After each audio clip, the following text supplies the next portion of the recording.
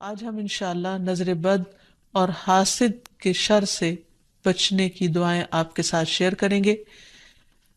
اللہ سبحانہ و تعالی ہم سب پر بہت ہی مہربان ہے۔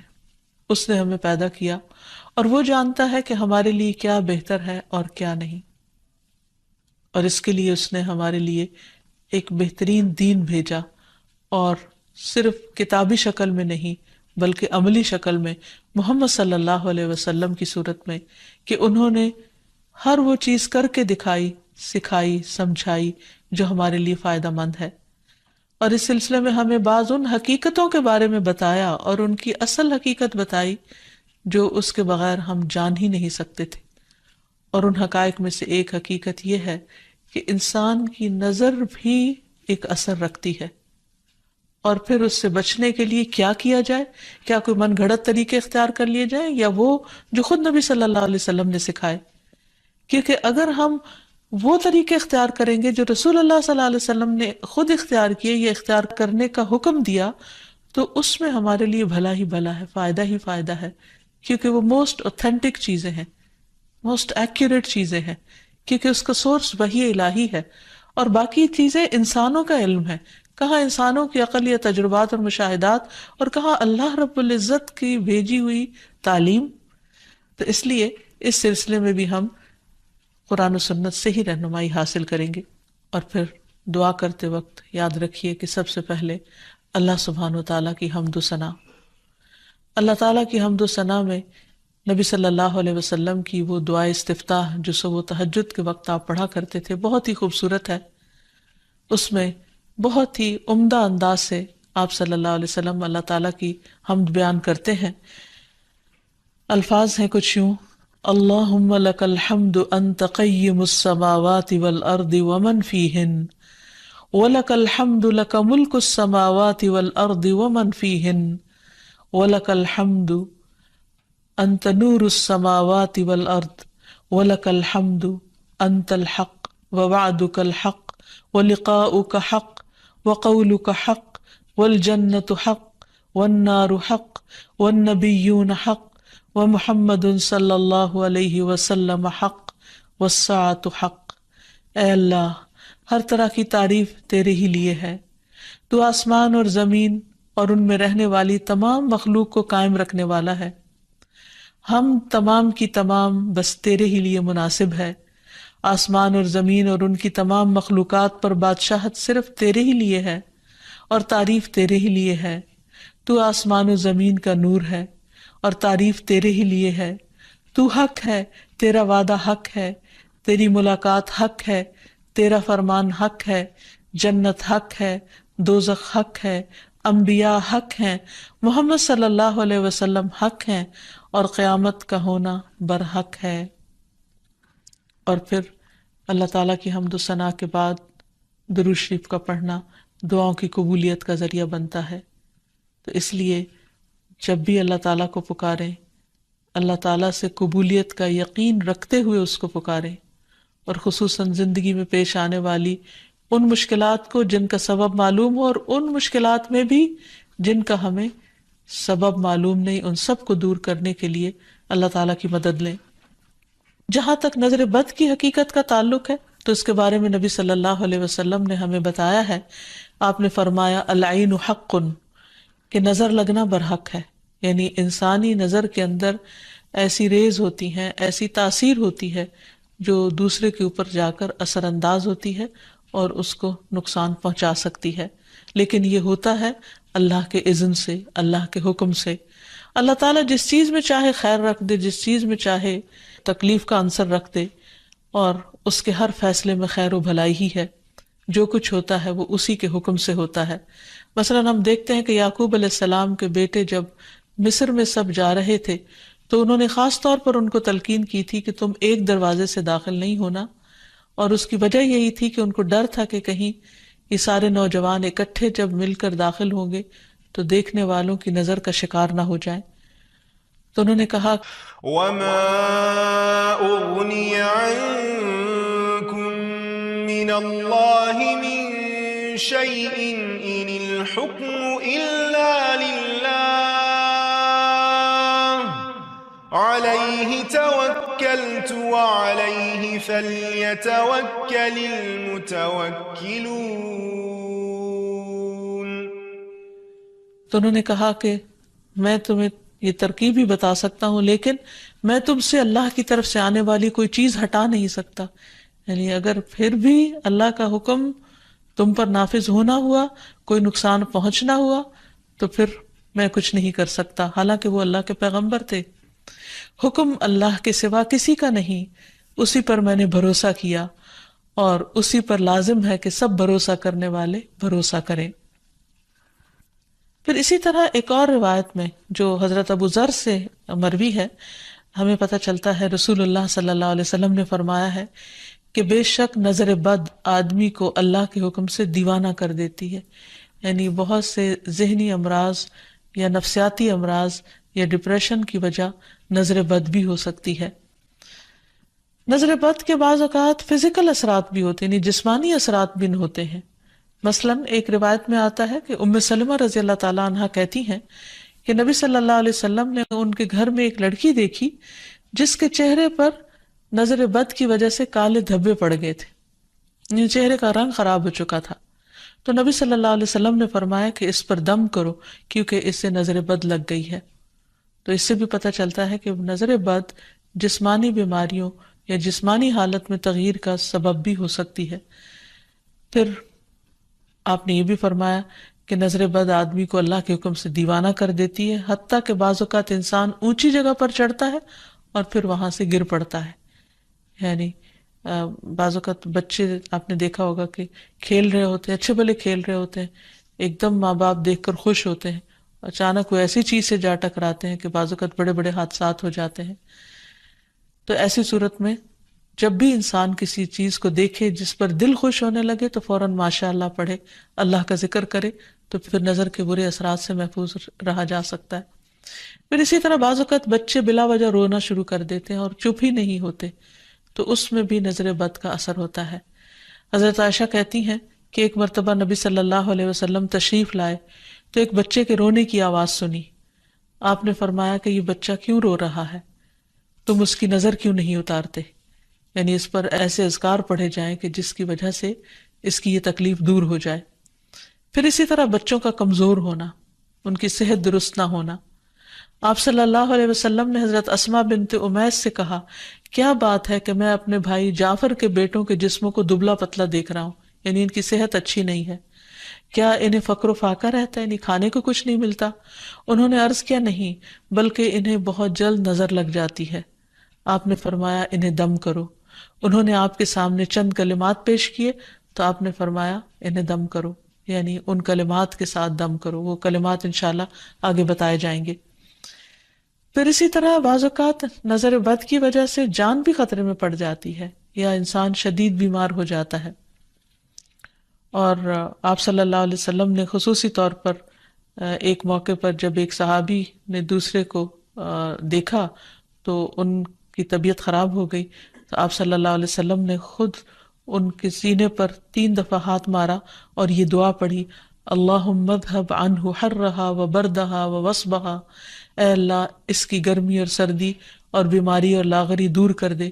پھر کھڑے ہوئے اور فرمایا، جب کسی کو اپنے بھائی کا وجود یا کوئی مال پسند آئے، یعنی کوئی چیز اٹریکٹ کرے، تو اس کے لیے برکت کی دعا کرے، کیونکہ نظر لگ جانا برحق ہے. تو اس حدیث سے بھی پتہ چلتا، اور یہ سلسلہ صحیحہ کی صحیح حدیث ہے، اور جن کو نظر لگی تھی وہ حضرت سہل تھے، اور یہ تفصیلی روایت ہمیں حدیث کی کتاب سے مل جاتی ہے. پھر اسی طرح نظر کی وجہ سے بعض اوقات موت تک واقع ہو جاتی ہے. آپ صلی اللہ علیہ وسلم نے فرمایا کہ اللہ کی قضاء و قدر کے بعد نظر بد ہی میری امت کے اکثر لوگوں کی موت کا سبب بن جاتی ہے. اچانک پھر کوئی ایسی بیماری آ جاتی کہ انسان کی زندگی کے خاتمے کا ذریعہ بن جاتی. پھر اسی طرح یہ ہے کہ انسان دم کرے. حضرت انس کہتے ہیں کہ رسول اللہ صلی اللہ علیہ وسلم نے نظر بد، ڈنک اور نملہ کی بیماری کے لیے دم کی اجازت دی ہے. نملہ کی بیماری میں پسلی دانوں سے بھر جاتی ہے. پھر حضرت عائشہ فرماتی ہے کہ رسول اللہ صلی اللہ علیہ وسلم نے مجھے حکم دیا کہ نظر بد لگ جانے پر دم کیا جائے. پھر اسی طرح بخار، پہلو کے پھوڑے اور نظر بد میں دم کی اجازت دی گئی ہے. خصوصی طور پر چھوٹے بچوں کو دم کرتے رہنا چاہیے، اور جتنی بھی مائیں ہیں وہ ان کی تعلیم و تربیت کے حصے میں یہ بات شامل ہونی چاہیے کہ وہ چھوٹے بچوں کو صبح و شام کی دعائیں پڑھ کر یا اللہ تعالیٰ کا ذکر کر کے دم کرتی رہیں، خصوصاً نظر بد کی دعا۔ حضرت اسما کہتی ہے کہ ایک مرتبہ انہوں نے عرض کیا، یا رسول اللہ صلی اللہ علیہ وسلم، جعفر کے بچوں کو نظر لگ جاتی ہے، کیا میں ان پہ دم کر سکتی ہوں؟ تو آپ نے فرمایا ہاں، اگر کوئی چیز تقدیر سے سبقت لے جا سکتی تو وہ نظر بد ہوتی، یعنی اتنے اس کے اثرات ہوتے ہیں۔ پھر اسی طرح نظر بد کے علاج میں یہ بات بھی بہت مفید ہے جو نبی صلی اللہ علیہ وسلم کی سنت سے ثابت ہے کہ نظر لگانے والے کے وضو کے بچے ہوئے پانی سے اس کو غسل کرایا جائے، یعنی جس کو نظر لگی ہو۔ ایک اور روایت میں آتا ہے کہ آپ صلی اللہ علیہ وسلم نے فرمایا، نظر بد لگنا برحق ہے، اگر کوئی چیز تقدیر پر غالب ہو سکتی تو وہ نظر بد ہے، جب لوگ تمہیں غسل کرنے کا کہیں تو غسل کر دو، یعنی اس کو برا نہ مانو، کیونکہ یہ ایک چیز ہے ہونے والی، اگر کسی کے آنے سے یا اچانک دیکھنے سے یا کسی کی بات سے یا تعریف سے دوسرے شخص کی طبیعت خراب ہو گئی ہے تو اس سے واضح طور پر پتہ چلتا ہے کہ کوئی ایسے ہی اثرات ہوئے ہیں، اور اگر وہ طلب کرے کہ وضو کر کے پانی دے دو تو دے دینا چاہیے، اس کو برا نہیں سمجھنا چاہیے۔ لیکن یہ یاد رکھیے کہ نظر بد کے اتار کے لیے غیر شرعی کام کرنا یہ درست نہیں، یعنی وہ چیزیں جن کا سنت سے کوئی ثبوت نہیں ملتا، جیسے بعض لوگ مرچیں جلاتے ہیں یا بعض لوگ کالے دھاگے پہن لیتے ہیں یا کوئی ایسے نشان لگا لیتے ہیں، تو ان چیزوں سے پرہیز کرنا چاہیے، کیونکہ نبی صلی اللہ علیہ وسلم نے ایک مرتبہ ایک قاصد کو روانہ فرمایا اور فرمایا کہ کسی اونٹ کے گلے میں کوئی تانت یا کوئی قلادہ باقی نہ چھوڑا جائے مگر اسے کاٹ ڈالا جائے۔ تو مالک نے کہا کہ یہ لوگ قلادے نظر بد سے بچانے کے لیے ڈالتے ہیں یا ایسے دھاگے ڈال دیتے ہیں، تو آپ نے فرمایا ان کو کاٹ کے ختم کر دیا جائے۔ پھر اسی طرح شرکیہ دم نہیں کرنے چاہیے جس میں اللہ سبحانہ تعالیٰ کے علاوہ کسی اور کو پکارا گیا ہو یا ان کا نام لیا گیا ہو۔ اور دعاؤں میں خصوصاً معوذتین بہت مفید ہیں، قل اعوذ برب الفلق اور قل اعوذ برب الناس آخر تک 3 بار پڑھ کر مریض پر دم کیا جائے۔ رسول اللہ صلی اللہ علیہ وسلم جنوں اور انسانوں کی نظر بد سے پناہ مانگا کرتے تھے، یہاں تک کہ یہ 2 صورتیں نازل ہوئی۔ جب یہ نازل ہوئی تو آپ نے انہیں پڑھنا شروع کر دیا اور ان کے علاوہ سب کچھ چھوڑ دیا۔ پھر اسی طرح ماشاء اللہ پڑھتے رہنا چاہیے۔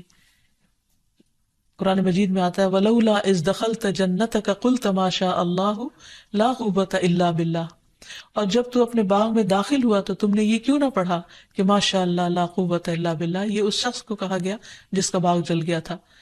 سورۃ کہف میں اس کی کہانی موجود ہے، اور اس کا معنی کیا ہے کہ وہی ہوتا ہے جو اللہ چاہتا ہے، اور اللہ کی توفیق کے بغیر کسی کا کچھ زور نہیں۔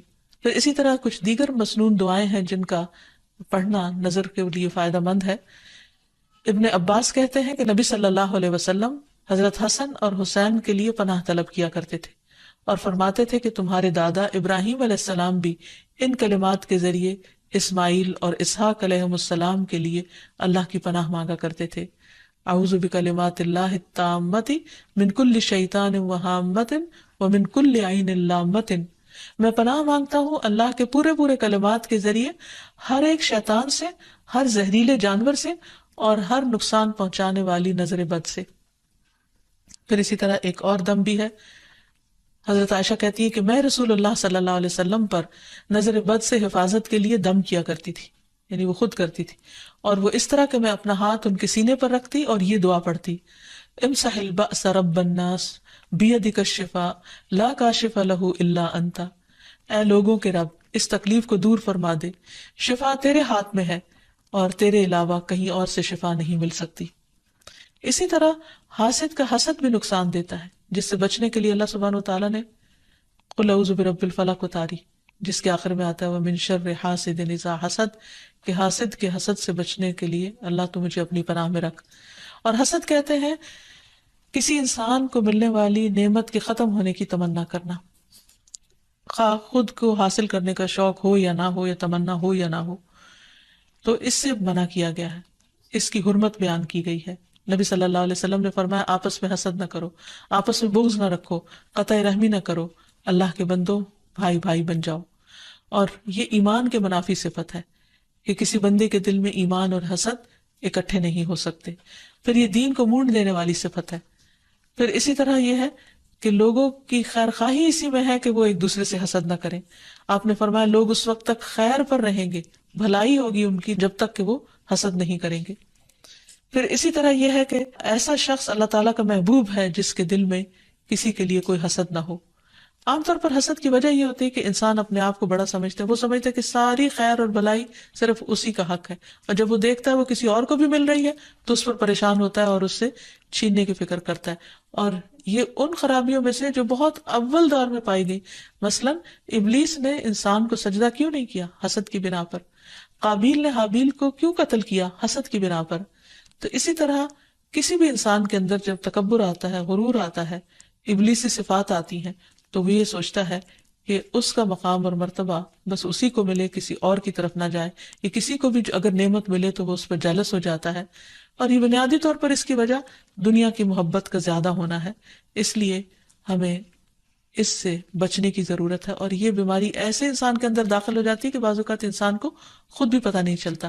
تو اس لیے اللہ سبحانہ وتعالیٰ سے دعا کرتے رہنا چاہیے، اور اس معاملے میں انسان کو اللہ پر بھروسہ بھی کرنا چاہیے، اور پھر اللہ تعالیٰ کی پناہ مانگنی چاہیے کہ اللہ تعالیٰ اپنی حفاظت میں رکھے. کیونکہ اللہ تعالیٰ فرماتے ہیں میرا محبوب بندہ اگر مجھ سے مانگتا ہے تو میں اسے دیتا ہوں، اور اگر وہ کسی دشمن یا شیطان سے میری پناہ مانگتا ہے تو میں اسے محفوظ رکھتا ہوں. پھر اسی طرح یہ ہے کہ حاسدوں سے نعمت کو چھپانے کی کوشش کرنا چاہیے. جب انسان کو یہ پتا ہو کہ کوئی شخص ایسا ہے جو اس کی نعمت پر خوش نہیں ہوتا تو ان کے سامنے پھر اس کا اظہار نہیں کرنا چاہیے. ابو ہریرہ کہتے ہیں کہ رسول اللہ صلی اللہ علیہ وسلم نے فرمایا تم اپنی ضرورتوں کو پورا کرنے کے لیے ان کو رازداری میں رکھ کر مدد حاصل کرو، بے شک ہر صاحب نعمت حسد کیا جاتا ہے. پھر اسی طرح یہ کہ انسان کو حسد سے بچنے کے لیے اللہ تعالیٰ سے دعا کرتے رہنا چاہیے، کیونکہ ہر ایک کی پیشانی کے بال اللہ کے ہاتھ میں ہے، اور جب اللہ نہ چاہے تو کوئی کسی کو کچھ بھی نقصان نہیں دے سکتا، کچھ بھی بگاڑ نہیں سکتا.